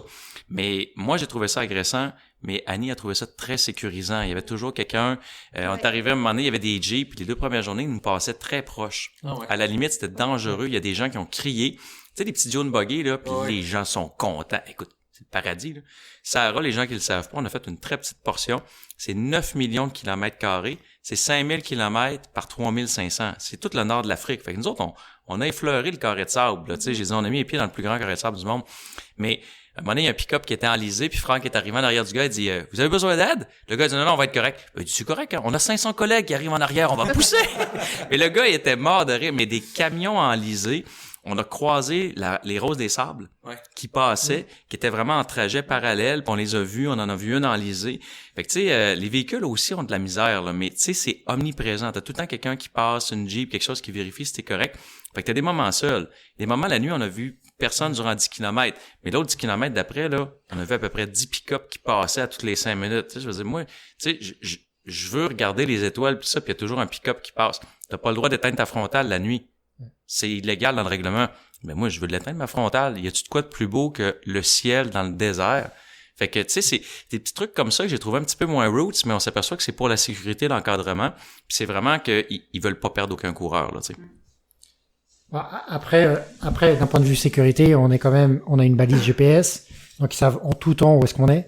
Il y a du monde qui s'est écarté, veut pas, parce que effectivement, la nuit, Sur une section, il y avait vraiment 0 passage, il y avait 0 commissaire de course, puis même nous, on s'est posé la question, putain, on est encore sur le trajet ou pas? Parce qu'à une balise, à tous les 250-500 mètres, t'as beau foutre ta frontale à fond, la balise, tu la vois pas. Et puis, ça fait rire, hein, parce que dans le matériel obligatoire, il nous demande une boussole qui est précise à 1 ou 2 degrés. 2 degrés sur 7 km, t'es dans le champ en tabarnak. Ouais, c'est ça. Donc, la boussole. C'est pour ça que la mienne était dans le fond de mon sac, parce que je savais qu'elle m'aiderait Ah, pas servi, hein? Mais moi, ceux qui entendent ça, on va parler matériel peut-être, là, mais la boussole, oui, il y a une boussole, mais Franck avait l'outil le plus important, c'est une paire de lunettes de piscine. Parce que quand ils vendent là, à 100 km/h, je vous garantis, ça rentre dans tous les orifices. En tout cas, Marie-Ève, si t'as pas eu du sable dans tous les orifices, là, moi, j'avais mes 2 boffes, la casquette que Jimmy m'avait donnée au Cœur nordique, puis là, j'avais mis la palette sur le côté, un œil au corps ouvert, puis l'autre avait plus de sable dedans quand je me suis nettoyé les yeux le soir, j'ai jamais compris pourquoi. Mais tu sais, on regardait par un quart de yeux, on a vu un gecko albinos passer d'une vague de vent à 100 km/h, il naviguait la vague. Puis il est passé, j'ai Franck, tu l'as-tu vu? Mais ça rentrait de partout. Fait qu'une paire de lunettes de piscine burinées, usées, sur le dessus du sac, c'est parfait. Tu te mets ça sur les yeux, puis ça fait la job. Ce que j'aimerais ajouter aussi, que j'ai trouvé fascinant sur cette fameuse journée de tempête de sable, là, c'est qu'il s'est mis à faire super chaud. Puis des fois, là, t'avais des rafales de vent, là, t'avais l'impression que c'était une sécheuse qui te soufflait en pleine face. C'était fascinant, là. C'était tellement chaud, là. C'était Je pense que c'était particulier cette année, la quantité de tempêtes, ou en tout cas, la quantité de vent qu'il y a eu, parce que je pense que c'est commun qu'il y ait ces vents-là, mais on le voyait que cette année, c'était une édition particulièrement venteuse au Marathon des Sables. Vous avez pogné le jackpot, là. Bah, en fait, l'année dernière, donc en octobre, la 35e édition, elle a été très difficile sur les conditions de température, puis il y a eu toute une gastro en plus, une épidémie de gastro qui s'est invitée dans la course, donc ils ont eu énormément d'abandon. Cette année, il y a encore eu beaucoup plus d'abandon que sur les éditions, on va dire régulières, là, les éditions normales. À cause, c'est ça, du vent dans les jours 2 et 3. D'ailleurs, une chose importante avec le vent, il te l'indique dans les règlements de course au début, c'est le sac à caca. Donc, il te donne un sac et tu as une toilette, un dépliable, on va dire vert, à peu près vert au début de la journée, là. Puis tu mets ton sac dessus. Mais là, il t'indique de manière très importante que tu dois mettre une roche dans le fond du sac. Parce que, tu sais, le petit plastique autour, il est pas étanche. Mais quand il vente à 80 km/h, tu risques que le contenu du sac ait envie de rentrer par où ce qui était sorti, tu sais. Puis c'est arrivé à certains d'ailleurs. Fait que, tu sais, c'est très, très, très important de mettre une petite roche dans ton sac et ils te le disent. On parle de sac, là. Matériel obligatoire, parce qu'une des particularités du Marathon des Sables, c'est que vous êtes en autonomie quasi complète. Vous avez l'eau qui est fournie, je crois, et tout le reste. Première journée, tu pars avec ta bouffe pour les 9 jours. Ouais. Parlez-moi de la préparation pour ça ou des enjeux que vous avez eu côté équipement, les trucs que vous pouvez donner aux gens ou les anecdotes qui viennent avec ça, parce qu'on parle beaucoup du sac de Marie-Ève depuis tantôt. Qui était quand même très lourd, là, parce que j'aurais... Et pas ajusté, que Franck m'aidait à l'ajuster la journée avant la course. Mais en fait, c'est que moi, il pesait 8,8 kilos, puis le minimum, c'est 6,5 kilos. Fait que ça paraît, là, de courir à peu près avec 20 livres sur le dos, là, c'est quelque chose. Fait que toute la logistique, moi, comme je dis, je suis pas très bonne. Moi, je me lève, je vais courir, puis toute cette préparation-là, tu sais, c'était beaucoup pour moi. Puis même la nourriture, comme tu la traînes, moi, j'ai tout reconditionné, j'ai tout remis sous vide pour essayer d'avoir le moins de poids possible. Puis c'était beaucoup aussi, le sacrifice, est-ce qu'on amène ci, est-ce qu'on amène ça. Le matériel obligatoire, il est dit, t'as pas le choix, tu le prends. Moi, côté nourriture, j'avais décidé que j'y allais, c'est 14 000 calories pour les 7 jours, parce que c'est les 7 jours de course que tu dois traîner. Fait que moi, je suis allée vraiment avec le 14 000 calories, parce que je me suis dit, je vais sacrifier ça, puis je vais amener, puis ça va faire moins de poids. Puis même que je suis revenue avec 2 repas, puis j'ai donné 2 taboulés à Yvan.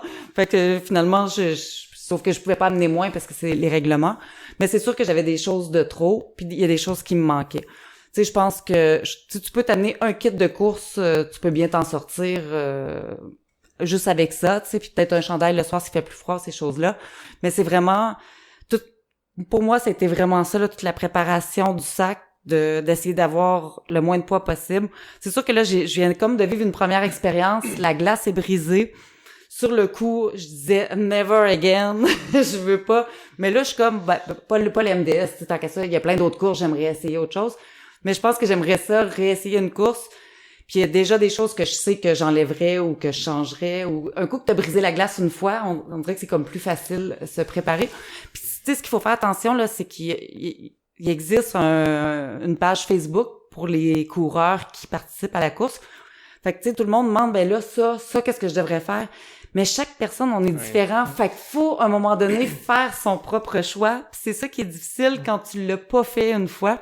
Mais moi, je pourrais donner un conseil à une personne qui l'a jamais fait, puis peut-être que c'est pas le bon conseil parce que ça lui convient pas, tu sais, parce que même nous, on pourrait comparer les 8, ben il y a chaque chose qu'on vivait différemment puis qu'on avait différent puis que ça nous convenait à nous. Je comprends que la roche dans le sac à caca, ça, par contre, c'est un conseil universel, là. C'est ça.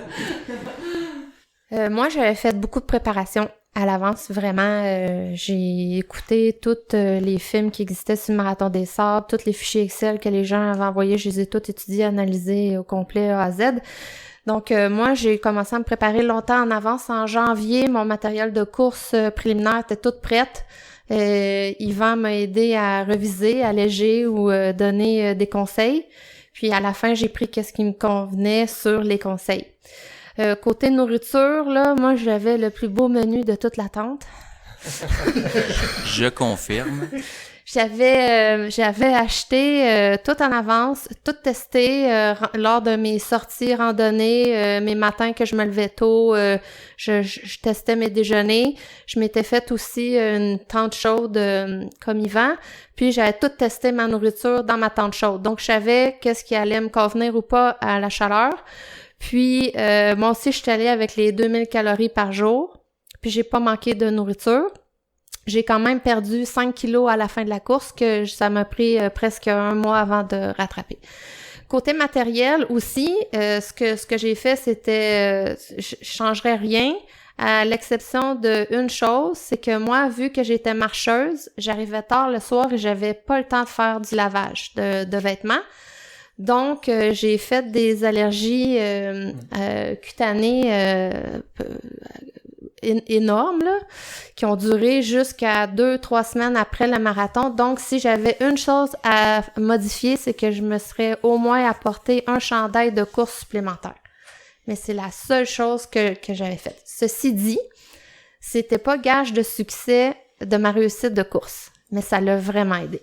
C'est sûr que quand on teste puis on reteste, ça permet d'éliminer peut-être certaines erreurs potentielles, mais après ça, on peut tester 98% de ce qui peut arriver, il y a le 2% qui arrive. Oui, puis ce que j'avais pas prévu, c'est que mon sac, je l'ai fait et refait des dizaines de fois chez moi dans mon salon. Puis quand on est arrivé sur le bivouac, mes choses étaient dans mon sac, dans ma valise, puis je me suis laissée influencer par des compagnons de tente de sortir du matériel obligatoire de mon sac pour la vérification au checkpoint. Moi, ça a eu comme effet que ça m'a désorganisé, puis j'ai oublié des médicaments. Donc, ça, ça n'a pas eu de gros impact, mais quand même. Donc, la prochaine fois, c'est vraiment me fier à mon instinct. Puis la proximité des gens aussi, là, moi, j'ai été surprise par les 8 personnes dans la tente. Ça m'a vraiment déstabilisée. Fait que la prochaine fois, mon sac est toute prête dans ma valise, puis il est prêt pour le checkpoint du samedi. J'ai entendu quelque chose dans ce que tu viens de dire qui est intéressant. La prochaine fois. Ouais. Est-ce que je comprends que il y a un projet qui va suivre le Marathon des Sables? Peut-être. Ça va dépendre comment que je suis capable de convaincre les 3 ici. Ok, c'est ça. Ben, là, je fais déjà du lobbying parce que moi, je suis pas une coureuse qui va faire des 300 km. En tout cas, c'est pas ma tasse de thé, pas à date. Fait que j'essaie de les amener à faire des courses qu'on pourrait être ensemble encore pour avoir du plaisir. Ben là, il y a quelqu'un plus difficile à convaincre parce que c'est trop petit, mais je travaille là-dessus. Écoute, on a plein de temps parce que là, on va faire l'épisode, on va le terminer éventuellement. Mais le but, c'est, on a d'autres bières, on a d'autres choses à jaser. Le lobbying peut continuer, c'est un bon moment pour ça. Hein. Une anecdote intéressante parce que je pense que de toutes les gens que j'ai connus, Annie, c'est la personne qui a fait le plus de préparation pour le MDS. Parce que tu sais, elle était engagée comme 2 ans avant. Et tu comprends que là, préparation, un petit down mental, on le fait, encore cancellé. Fait que là, tu sais, elle était vraiment prête. Puis quand je lui ai parlé de la chambre à chaleur, j'ai dit, t'as-tu essayé ça? Fait que, non. Fait qu'elle s'est craquée à la chambre à chaleur. Ben, je l'ai appelée le soir. Elle était sur la glace, les 2 pieds sur le divan, puis elle a fait un coup de chaleur qui a duré 24 heures. Fait que tu sais, il parlait à elle, tu sais, moi je... pas dit ça. Il faut toujours que tu te challenges dans des conditions réelles. Tu sais, mon coach dit toujours ça, je l'ai toujours dit aux gens. Fait que c'est quoi les conditions? Moi, j'avais des problèmes à chaleur, fait que j'ai commencé vraiment tôt en janvier, chambre à chaleur à côté, genre 12 heures, 15 heures, 16 heures par semaine. Puis quand j'ai conseillé ça à Annie, elle a essayé ça, la première fois, elle l'a fait 3 heures. Tu sais, je disais, Annie, la première fois, j'ai fait 20 minutes, tu sais. Fait que là, elle en a eu pour son argent, mais là, ça a comme décliqué que, là, OK, ce bout-là, ça marche pas. Fait que vraiment, les gens, quand vous faites des courses hors normes, vous testez dans des situations réelles. Quand j'ai fait la spine, je montais puis je démontais mon sac, pas de frontal. Des fois que je manque de batterie, il y a un problème, j'étais capable de tout localiser, monter, démonter dans mon sac au noir. Je me mets dans la garde-robe puis fait que mettez-vous dans des conditions réalistes. Ça, c'est le meilleur conseil. En plus, je suis la seule qui a testé le matelas de sol à la maison. T'as dormi dessus? Ouais. Les autres, ils faisaient pas ça, là. Puis là, moi, je leur envoyais sur notre Facebook des oui, toi. Mais... Yvan fait dire qu'il l'a fait lui oui, aussi. Oui. Mais lui, il faisait pas des blagues. Moi, je racontais, mais le lendemain matin, j'envoyais tout le temps ma petite histoire, puis j'avais surnommé mon matelas de sol parce que j'ai changé le matelas de sol à la fin pour être plus confortable. C'est parce que la première nuit, elle nous contait sur Facebook que son matelas de sol, qu'elle avait donné un nom. Je sais pas si ça donne des noms à tous ces objets, là. Je suis pas au courant.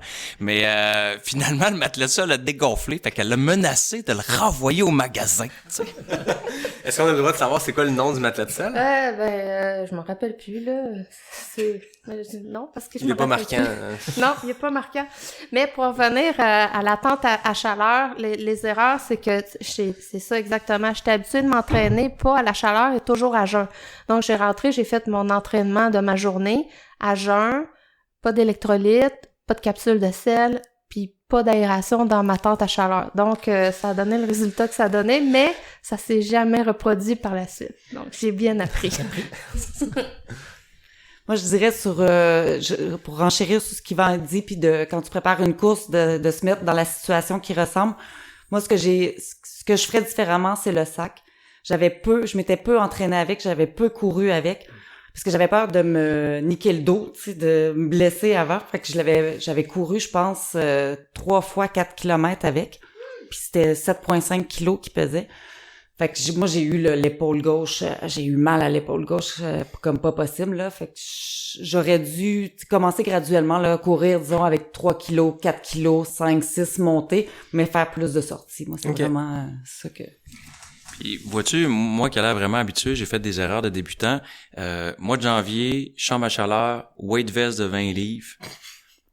Toutes mes courses, 100 à 120 km par semaine, entraînement. À un moment donné, Charles, il m'a dit, non, c'est juste ceux-là qu'il faut que tu fasses avec la weight vest. Ah, OK. Fait que finalement, j'ai quasiment tout fait mon entraînement, chambre à chaleur, weight vest, mais sur la course, j'étais arrivé avec un manque de diversité au niveau de la bouffe, puis vraiment, l'équipe m'a sauvé, parce que moi, j'étais habitué au pablum, tu sais, j'ai 2 repas. Un déjeuner puis un souper. Puis finalement, j'ai fait une crise d'hypothermie une nuit après la longue, puis j'ai vraiment perdu la carte. Puis quand je suis venu le temps de manger, j'avais pas le goût de manger parce que ce que j'avais, moi j'ai pas amené de réchaud, c'était froid. Puis je me suis couché là-dessus. Fait que le lendemain, j'ai vraiment filé super malade. Ça a pris du saucisson, de Franck, d'Annie, du chocolat. Marie-Ève a dormi en cuillère avec moi le matin pour me réchauffer. À 6 heures du matin, je disais, hey, Marie-Ève, et j'ai essayé de manger. Tu sais, j'avais des barres NAC, j'avais des barres de fruits, mais écoute, je me claquais les dents ensemble. Fait que à 6 heures, je disais à Marie-Ève, tu veux-tu te coller? Il a fait en dessous de 0 cette nuit-là. C'est froid dans le désert. Moi, j'avais un sleeping qui était confortable 8-12. Il y a des nuits qui a fait -4. Fait que quand t'es en hypothermie, puis que t'embarques pour une nuit à -4, puis que t'as fait un effort de 17 heures, puis que là, en arrivant à 1 heure du matin, t'as passé 2 heures à monter ta tente. Elle est pas là? Ta tente était pas là, tu sais, sur la longue. Fait que là, on a monté la tente.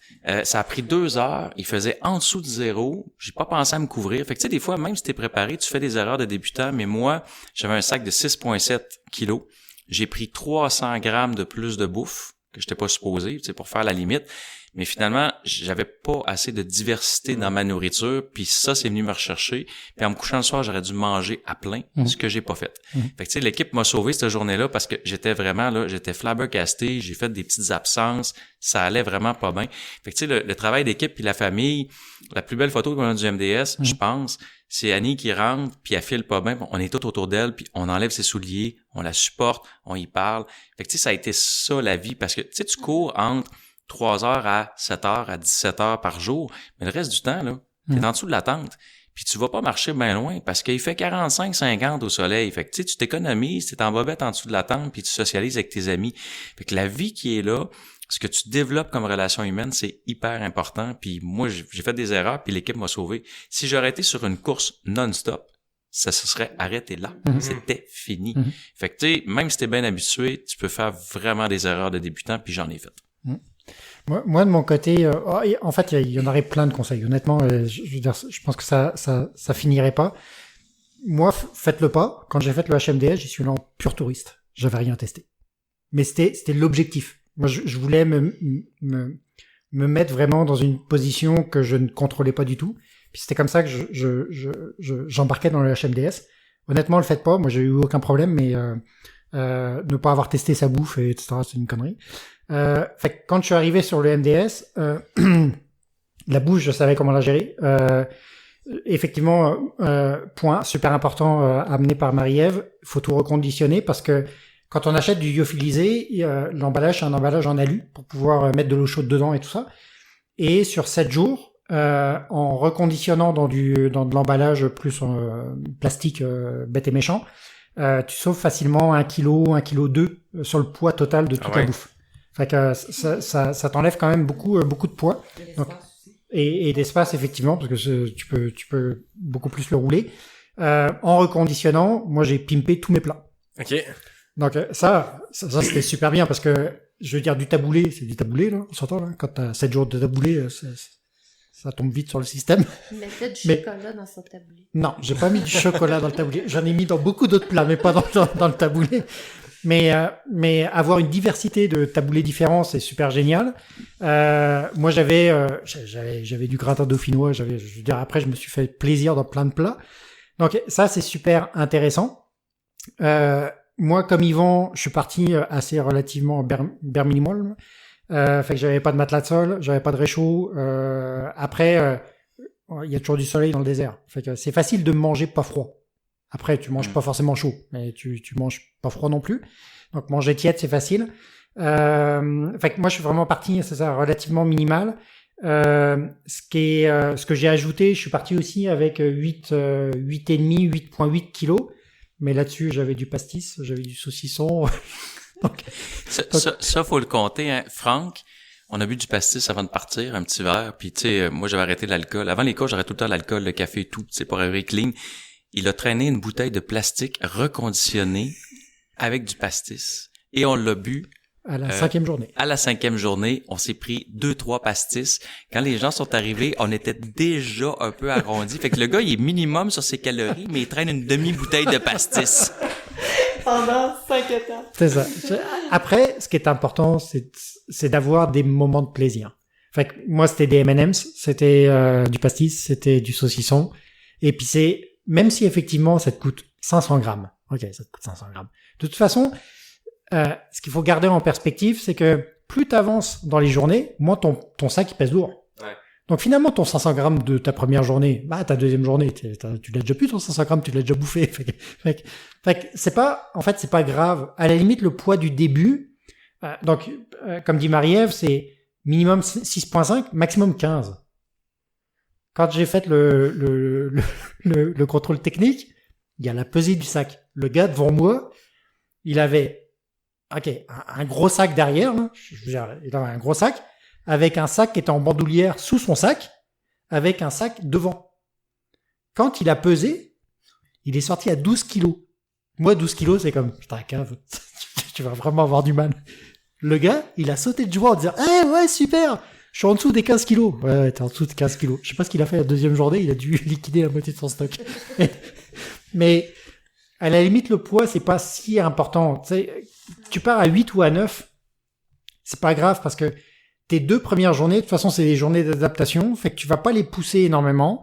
Puis, au bout de la deuxième journée, t'auras déjà enlevé 1 kilo dans ton sac là. Donc, c'est pas grave. Puis, ce qui est très important, c'est connaître ton sac. Moi, j'avais l'Ultimate Direction, l'Adventure Vest. Fait que c'était juste un 10 litres. mais j'ai réussi à caser tout dedans. Je pense que j'avais la veste la plus petite Ouais. du marathon des sables. J'ai pas vu Ouais. personne. Mais moi, j'ai mis mon sleeping bag en avant, entre mes bouteilles. Ouais. Puis le but, dans le mois avant, c'était de calibrer le sac. Puis j'ai envoyé des photos à Charles, puis il trouvait ça drôle, mais c'était vraiment... Puis finalement, le sac de couchage, avec ma doudoune, était compressé en avant, fait que le poids se balançait avant-arrière.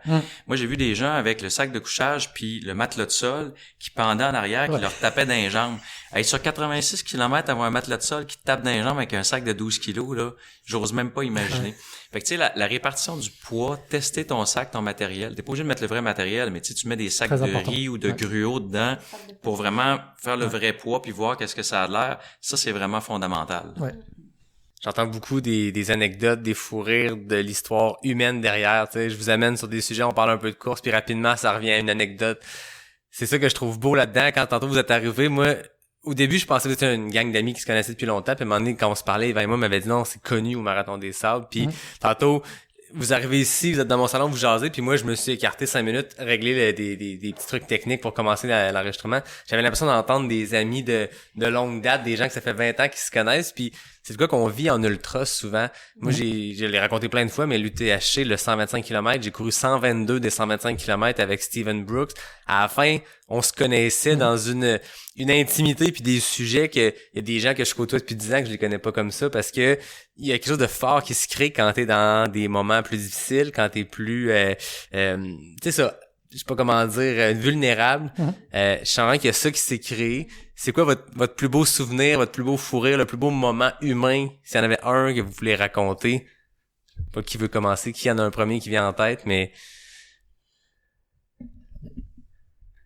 Ben, en fait, moi, je pense, ça va être pendant la course, là. Spontanément, moi, je pense aux 10 km que je les ai pas courus toute seule, qu'on s'est retrouvés. Puis, je sentais que vous étiez quand même, vous aviez pris un regain d'énergie plus que moi, tu sais, puis C'était de nuit, hein. Nous, on avait pris une pause, puis Marie-Ève nous a rattrapés sur l'étape longue.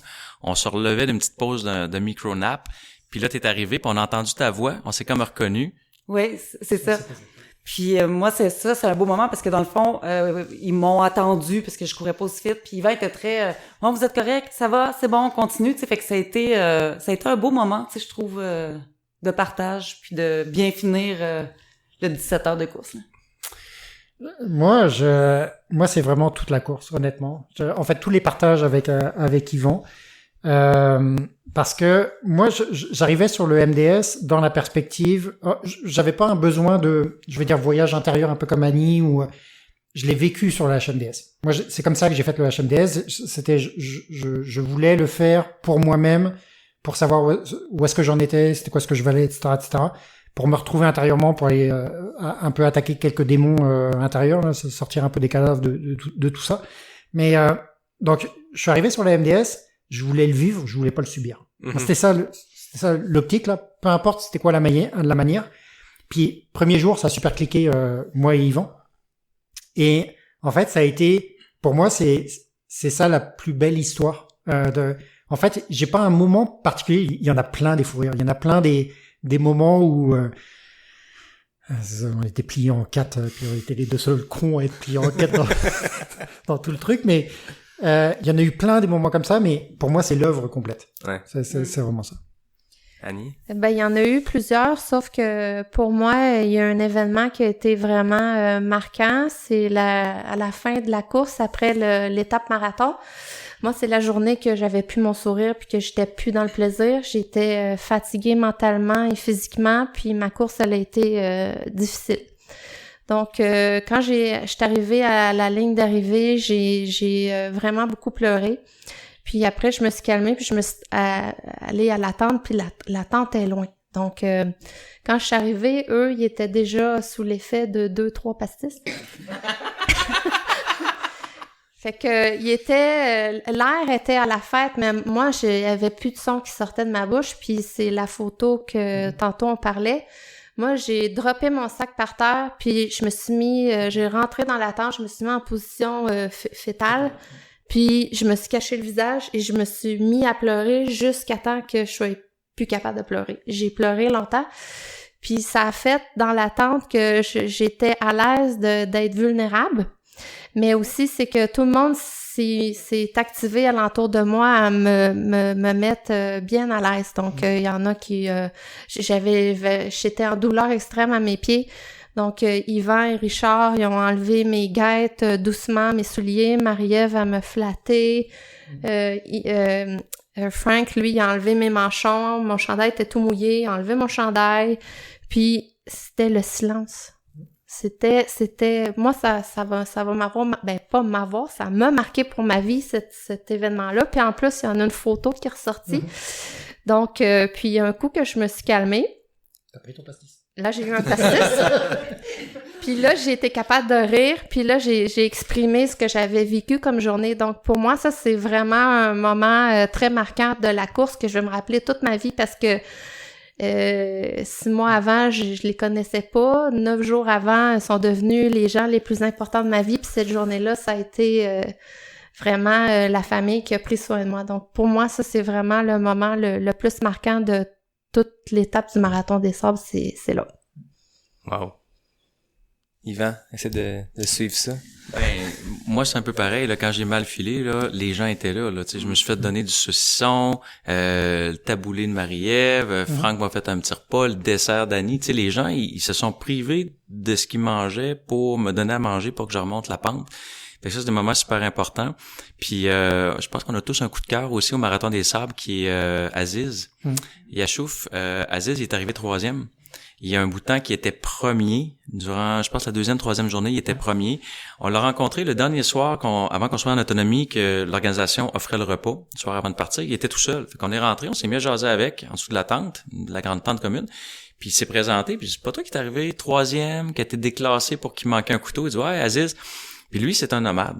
Tu sais, je veux dire, il a toujours vécu dans le désert. Il a pratiquement pas été à l'école. Il a appris son français et son anglais avec des gens qui venaient faire du dromadaire.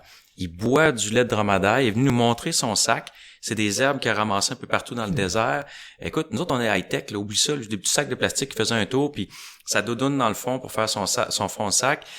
Un gars d'une humilité, puis là, on l'encourageait. Ah ouais, tu vas gagner. Il disait toujours, Inch'Allah.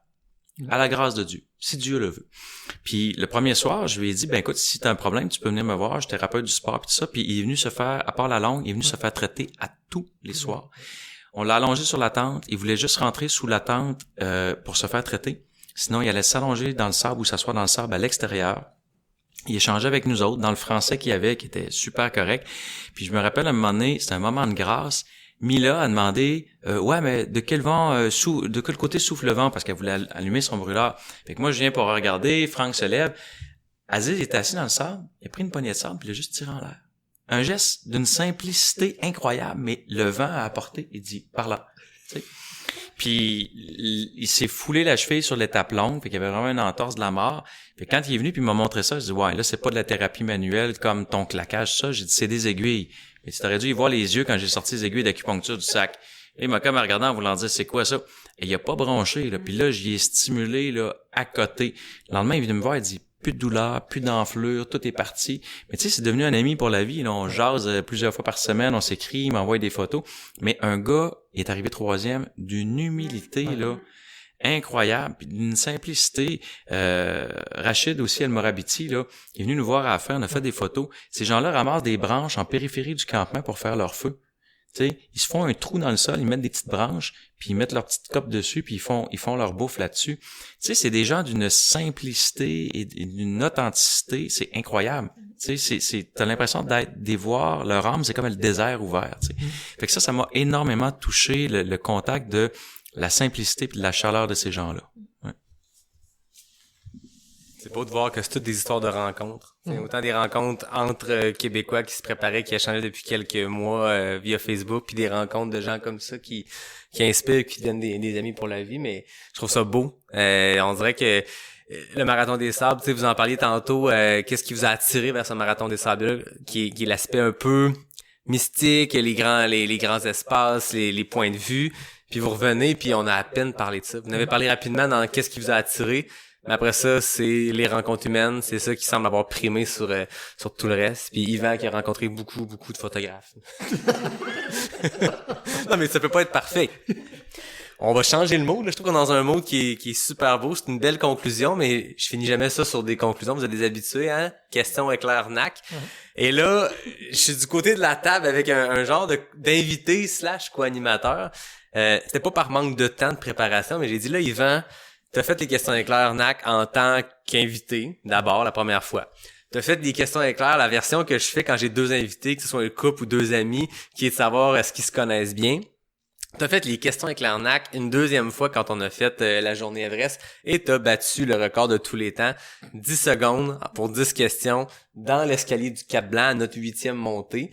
Là, je me suis dit, ce serait pas fair de faire refaire les questions. Là, le monde va commencer à trouver que comme si tu pas sorti du Yvan l'heureux. Là, fait que j'ai dit, Yvan, t'es le maître incontesté des questions éclair nac. C'est toi qui vas les composer, c'est toi qui vas les poser à nos amis. Là, par contre, je sais pas comment faire ça parce que là, vous allez entendre les questions des autres. Il y a 2 options. Soit on vous envoie dehors en punition, ou soit la personne qui passe en 3e aura un petit avantage. Fait-tu froid dehors? Ah, voilà. Il y a Annie qui fait signe dehors. Annie qui nous jette. Ah oui, voilà, vous saurez que... J'espère qu'il fait pas trop froid. Faut aller profiter, j'ai un spa derrière, fait que si vous voulez aller... Vas-y.